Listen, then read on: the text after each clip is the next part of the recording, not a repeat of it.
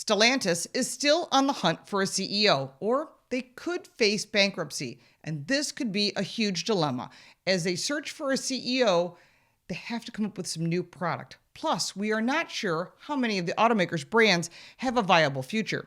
Brands ranging from the bestseller like Jeep and Peugeot to the struggling names like DS, Lancia, Maserati, and Alfa Romeo, the next leader will need a clear strategy for streaming operations and driving profitability and sell off the brands that are not profitable. The brand Stellantis is a result of the 2021 merger of Fiat Chrysler and Peugeot owner PSA, which created the world's fourth largest automaker. However, the company's broad brand mix adds a lot of complexities, limited marketing efficiency, and making resource allocation very difficult. Pushing the green electric initiative, well, this has led to a lot of lost sales. Even worse news, with Stellantis reporting a steep 70% decline in full year 2024 net profits, falling to $5.77 billion from $19.5 billion in 2023. Now, despite the sharp drop, the company expressed confidence in a turnaround, projecting a return to revenue growth and positive cash flow in 2025.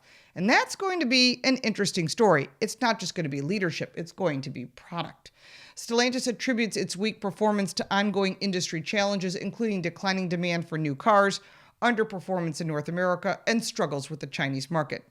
There is a lot more to this, and I believe it's more than just a simple answer. And I'll tell you what to expect, but first I want to remind you to like this video and subscribe to this channel to keep up with what's going on in the automotive world. Stellantis is also in the midst of leadership transition. While the sudden departure of CEO Carlos Tavares late last year until a successor is named, it's expected that the first half of 2025 could be rough, and Chairman John Elkann is overseeing the operations alongside an interim executive committee.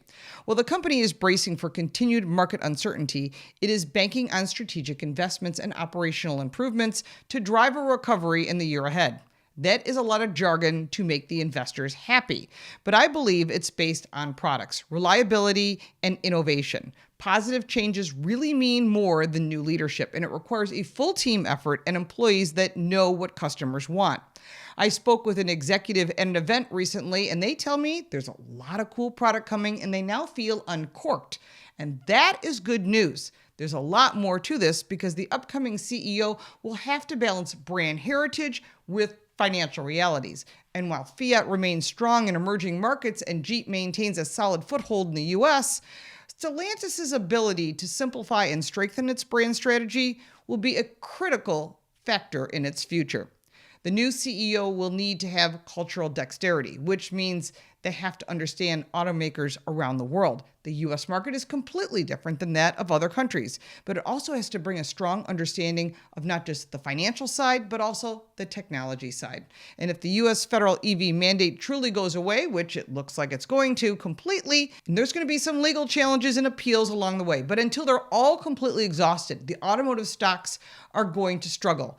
But once it's gone, those that are selling gasoline-powered cars, they're going to be the ones who are going to have a dramatic revaluation because their stocks are about to go up, because people want to have choices. In other words, profitability going forward goes up dramatically, and the stocks go up very strongly when the electric vehicle mandate is gone. The market cares about going forward with cars that people want, and that leads to profitable status for all brands. Rumors have been swirling that could help Stellantis a lot by the return of Tim Kuniskis, their performance guy. He is a guru. He's been talking about V8 trucks, TRXs, supercars, and even more. Returning of Dodge's performance vehicles is so important to the brand, and this will spur interest in car enthusiasts and bring more attention to the sales of the brands.